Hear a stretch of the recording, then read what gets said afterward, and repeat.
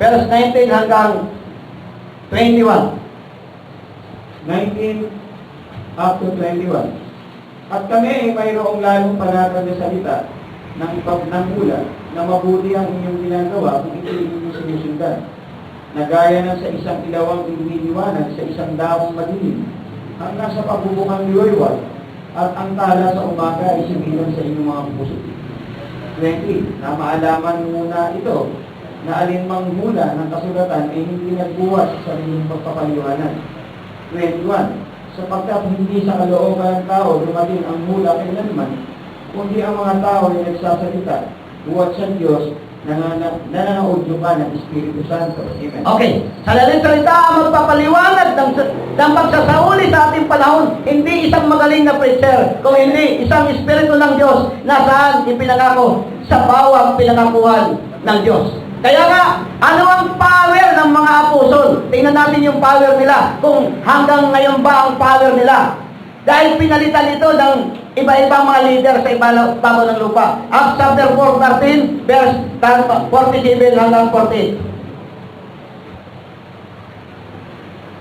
Malapit na tayo magwakas.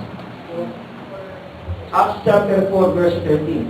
Hindi, Acts chapter 13, verse 47 hanggang 48.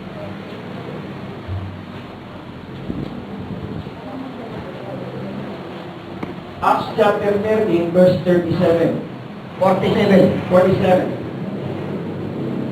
Sapagkat ganito ang pinag-utos sa amin ng Panginoon na sinasabi, inilagay kitang ilaw ng mga hintil, inilagay kitang isang ilaw ng mga hintil, upang ikaw ay maging sa ikaliligtas hanggang sa kahuli-hulihang hangganan ng lupa. Amen. Sino ang kausap niya dito? Si Pablo. Ang commission na nakalagay sa balikat kay Pablo, sabi niya, for so hath the Lord commanded us, sa mga apostol, especially Paul, they were glad and glory, nasa ano na ko, commanded us, saying, I have sent thee to be a light of the Gentiles. Gentiles ba tayo? Sino ang liwanag sa mga Gentiles? Si Apostol Pablo. And thou shalt show this before salvation into the ends of the earth. Nandito ba tayo sa huling ng panahon? Nasa dulo ba tayo ng mundo? Christian, ang commission kay Paul ay hindi nagbago simula noon hanggang ngayon. Walang bagong kapalit, walang Brother Claro, walang Brother Sino sa ibabaw ng lupa na pwede pumalit sa position ni Paul dahil ito ay commission ng Diyos kay Paul sa buong mundo. Walang bagong pope, pare-palit kay Paul. Kaya nga, hindi si Paul ang ginagamit ng mga pope ngayon, di ba?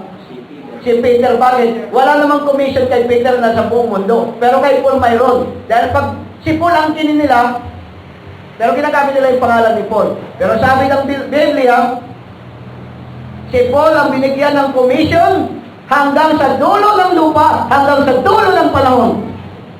Christian, kailangan tayong bumalik kay Paul. Wala tayong ibang daan para sa kaligtasan. Okay, tuloy mo, brother, 48. At nang marinig ito ng mga hindi, ay nangagalak sila at iluwalhati ang salita ng Diyos at nagsisampalatayang lahat ng mga hindi nalaga sa buhay na walang hanggan. Amen. Okay. Ang sino man tinalaga sa buhay na walang hanggan, isa lang ang kanyang dapat gawin. Balikan niya ang buhang ministeryo ni Paul. Kaya Christian, wala tayong iba kung hindi dapat isauli ang lahat ng bagay. That's the reason Acts chapter 2, kailangan isauli, chapter 3, amen? Isauli ang lahat ng bagay dahil hindi si Kristo babalik hanggang hindi maisauli ang lahat ng bagay. Amen. Kaya nga, kailan si Pablo paniniwalaan? Alam mo ba na si Pablo nagpropesiya na muli siyang paniniwalaan? Alam ba ninyo kung nasaan ang talata na yan? Okay, Thessalonians.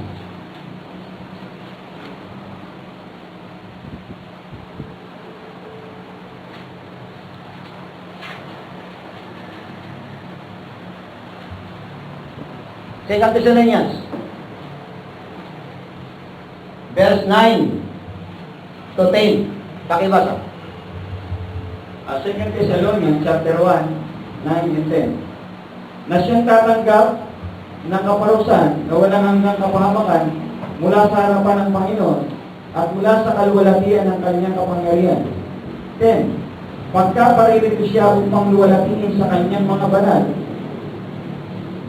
at upang siya'y maging kahanga-hanga sa lahat ng mga nagsisampalataya sa araw na yon. Okay, pakibasa sa Tagalog sa English, brad. 9. Who shall be punished with everlasting destruction from the presence of the Lord and from the glory of His power. 10. When He shall come to be glorified in His saints and to be admired in all them that believe, because our testimony among you was believed in that day. Amen. Anong sabi ni Pablo?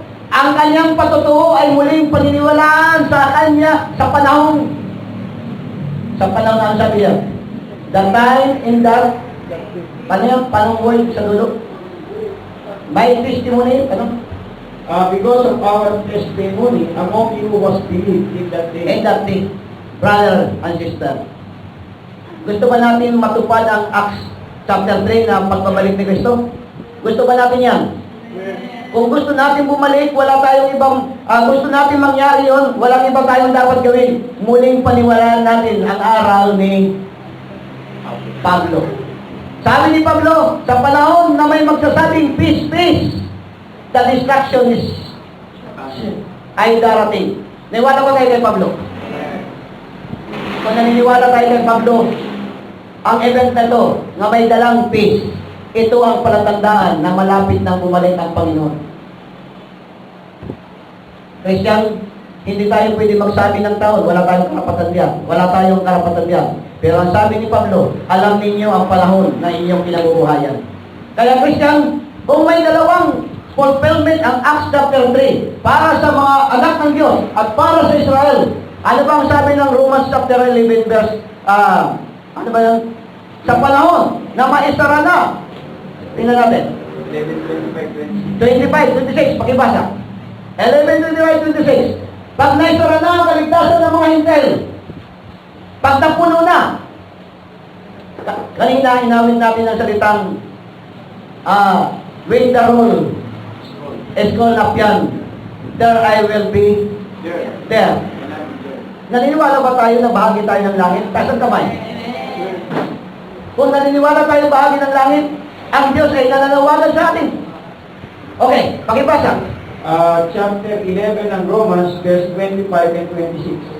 Sapagkat hindi ko igib, mga kapatid, na di ninyo maalaman ang hiwaga nito, baka kayo'y mga marunong sa inyong sariling mga haka, na ang katigasan ng isang bahagi ay nangyari sa Israel, hanggang sa pumasok ang kapunuan ng mga hindi. 26. At sa ganito'y ang buong Israel ay maliligtas, gaya ng nasusulat. Mabubuhat sa sayang ng tagapagligtas, siya ang maghihiwalay sa Jacob, sa hakog ng kalikuan. Amen. Amen. Now, anong sabi diyan? Sinabihan niya, anong sinabihan niyang bayan? Israel. Israel yung mga taga-Roma. Ang sinabihan niyan, Roma, hindi Israel. Romano. Bakit? Ang sabi niya sa taga-Romanong Kristiyano, yung Roman Catholic galing sa Roman yan. Kasi amen. Tamang pasimula niyan, hindi mali. Pero pagtakbo ng panahon, pinasukan ng mga politiko ay naging mali. Pero hindi, huwag tayo mag-akusang mali yun. Tama yun sa simula. Kahit tayo, pwedeng maging tama at pagdating ng panahon, pwede tayong maging mali kung mali ang ating tatahakin na buhay. Wala tayong personalan dito kung ano lang ang katotohanan. Ano ang sabi niya sa taga-Roma?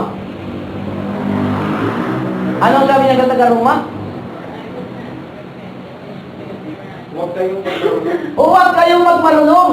Bakit ginamit niya ang mga Israel? Dahil ang mga Israel, maharlik ang bansa yan. Kasi amen. Pero dahil sa kanilang katigasan, ay nasinsay sila sa pananampalataya. E anong kaiba natin kayo sa Israel? Tayo mananampalataya. Pwede rin tayo masinsay kung ang puso natin ay patitigasin natin. Pairalin natin ang ating enigma. Ano ba yung enigma? Sino magbigay-bigay enigma? Mga nakatagong negatibo sa puso. Ayun, mayroon tayo mga nakatagong negatibo. Pero pag kaibigan natin, ang ilinalabas natin yung mabuti, pero pagkaaway natin, labas yung negatibo natin, yun ang tawag enigma. Everyone of us, we have an enigma. Walang exemption.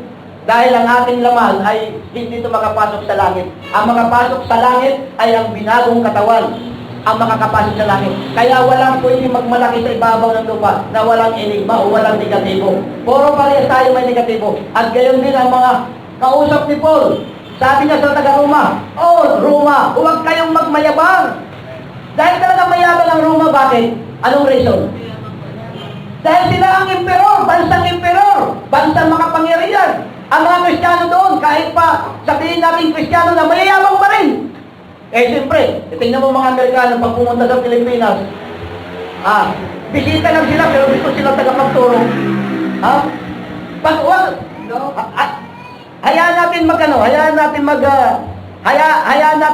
Hayaan natin magbisita ng missionary. Huwag natin pangaralin kung hindi magalit sa iyo.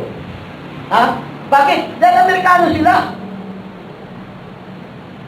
Kahit pa Kristiyano sila, may karakter sila. Oy, mga Pilipino, maiksi ang ilong. Sabi pa nga ng aking mayor sa Palawan, sabi niya, bakit ang testing ng Amerikano? Galit sila sa Germany, mabigat na kalaban ng Germany. Bakit sa Japan hinulog ang atomic? Dahil ang mga Hapon ay maiksi ang ilong. Ay ang German, matatangos ang ilong. Ibig sabihin malapit na lahi nila, hindi nila tanggap. Kaya, ano ang tawag sa Europa? Sa Daniel, anong tawag sa kanila? Kambing. Dahil bumagsak ng Europa, pero nagmalaki pa rin sila. Pag pumunta ang Pilipino, teacher, pagdating doon, katulong. Di ba totoo yun? Teacher sa Pilipinas, pagdating doon, katulong. Doktor, pagdating doon, DH. Anong tingin nila sa mga Pilipino? Mababa. Christian, ang sabi ni Pablo, Roma. Mga Kristiyano, Romano, mag-ingat kayo. Dahil kung paano ang Israel ay nalaglag sa Diyos, mga kalaglag din kayo. Ano nangyari? Natupad ba ang sinabi ni Pablo? Natupad ba ang mga Kristiyano sa Roma? Ano nangyari? Pagtakbo ng panahon, ang Roma ay napuling away, nawala sa Kristiyanong pamumuhay, bagkus pa naging diktador na makapangyarihan. Ang kanilang lakas ay nagwakas sa Dark Ages. Pagdating ni Luther, pagdating ni Wesley, pagdating ni John Calvin, nagsibagsak ang Roman Empire. At ngayon, muling bumabalik at gumagaling. Christian, mga Kristiyano tayo, ang ating puso ay utusan natin na magpailalim sa salita ng Diyos. Ating binasa kanina, ang bawat Kristiyano na isinilang sa kanyang salita, dapat mabuhay sa kanyang salita. Ang lahat ng binasa natin ay hindi atin. Salita ng Diyos. Sino ang nag-ordin kay Pablo? Ang Diyos. Kung ang Diyos ang nag-ordin sa kanya, ang kanyang sinalita ay pawang sa Diyos. Patunayan natin sa Biblia kung totoo ang sinabi niya.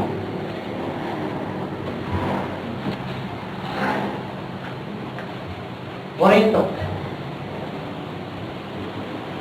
Ito na siguro ang mga huling talata na ating babasahin. 1 Corinthians chapter 14, verse 36. Lumabas baga mula sa inyo ang salita ng Diyos o sa inyo lamang dumating? Tuloy mo. 37. Kung iniisip niyo man na siya'y propeta o ayon sa Espiritu, ay kilalanin niya ang mga bagay na nasa inyo'y isinusulat ko na pawang utos ng Panginoon. Amen. Basahin mo sa English, mas maganda sa English yan. What? Came the word of God out from you, or came it unto you only? 37. If any man think himself to be a prophet or spiritual, let him acknowledge that the things that I write unto you are the commandments of the Lord. Amen. Naniwala ba tayo doon? Hello, nariyan ba kayo? At dito pa ako, kayo nakaupo, ako nakatayo. Alam mo ba sa Singapore, nagsimula ang ministry noon, lahat nakatayo. Bakit? Sa mahal na lupa. Hindi pwedeng gumamit ng upuan. Dahil sa mahal ng upa, puno ang chapel. Pag gumamit ng upuan, lalabas na yung iba. Kaya, nagsimula na nakatayo, nagwakas na nakatayo. At nangyari din sa Bible yan, sa Nehemiah. Tama ba yun? Kaya, huwag kayo mahingi ako ng excuse sa inyo. Kaunti ng oras. Anong sabi diyan? What? Came the word of God out from you, or came it unto you only? 37. If any man think himself to be a prophet or spiritual, let him acknowledge that the things that I write unto you are the commandments of the Lord. Amen. Na kung naniniwala tayo, Kristiyano tayo, o spiritual, o prophet pa, kung anong paniwala natin sa sarili. Ano sabi diyan? Lahat ng aking sinalita at aking sinabi, huwag niyo sabihin na hindi ito galing sa Diyos, dahil ito'y galing sa Diyos. At kung kayo, ang mga ngaral, laban dito, isang galing ang inyong pangangaral. Dahil ako, tinitiyak ko sabi ni Pablo, galing sa Diyos. Christian, kung gagawa tayo ng panibagong aral na hindi aral ni Pablo, sabi ni Pablo, saan galing yan? Dahil ako, sigurado ako na galing sa Diyos. Iyon, saan galing? Kaya, ibig sabihin ni Pablo, anumang aral na hindi sumamasanayan na aral ni Pablo. Ang aral na yan, kinikristo ni Pablo. Brother Rene, Brother Nestor, kung iyan ang mga aral ko ay wala sa aral ni Pablo, labas sa aral ni Pablo, kinikristo tayo ni Pablo, o Brother Claro, saan galing ang aral mo? Ha? Kaya, Christian, saan galing yung pangalan mo? Kung wala kang Acts 2:38. Kailangan mo ng Acts 2:38 upang ang pangalan mo maging realidad.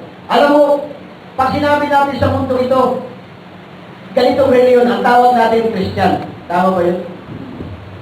Pero, ang ituro ng Biblia ng Christian ay nabubuhay sa bawat salita ng Diyos. Ang tawag diyan sa panahon ni Constantine, Christianity. Ang mundo ito ay puno ng Christianity. Pero ilang tao lang ang Christian. Why? Ang Christian ay nabubuhay sa salita ni Kristo. Tayong lahat ay tumayo. Salamat sa opportunity na inyong binigay sa akin at patuloy tayo dahil ang ating pagtuturo ay masasabi nating rap dahil sa marami tayong mga tinalakay na bagay. Pero ang nais kong ipahatid dito ay dapat may sauli ang bagay na hawak ni Pablo. Sa ating panahon, siya nagpakilala ng malapit ng pagbabalik ng Panginoon kung makita natin ang mga kaganapang ito. Tayong lahat ay yuko at tayo manalangin. Amang banal, dakilang Diyos, muli salamat sa iyo dahil ikaw ay nariyan. Salamat sa biyaya na kami ay iyong tinuturuan upang kami araw-araw mabuhay sa iyong salita. Lord, mga mahihinang lang kami, mahihinang diesel ang aming mga katawan, napapagod, nagugutom, ngunit salamat sa iyo dahil ikaw ay napako sa krus alang-alang sa amin. Tiniis ang gutom, tiniis ang buhay ng paghihirap alang-alang sa amin. Lord, salamat sa pag-aaral namin sa isang paksa na kailangan isauli ang lahat ng bagay upang ang iyong pagbabalik ay maganap. Salamat, Panginoon, sa kahit dakilang pangalan ng Panginoong Kristo Jesus. Amen and amen. Praise Amen? Palapalan natin ang Diyos. Praise the Lord. Tayo lahat makaupo at pinibigay natin sa atin ng Lord bless you.